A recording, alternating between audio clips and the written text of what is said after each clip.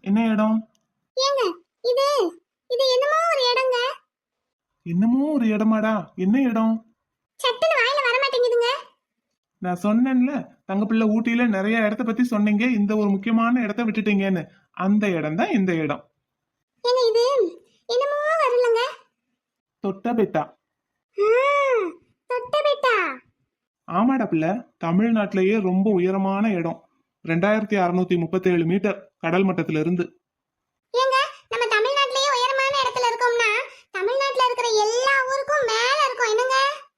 ஆமாடா பிள்ளை. இப்படி இருக்கு பாத்தீங்களாங்க? இப்படி இருக்கு.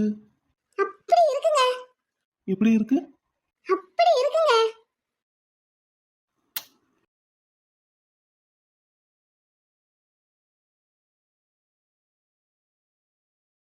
டேய் தங்க பிள்ளை,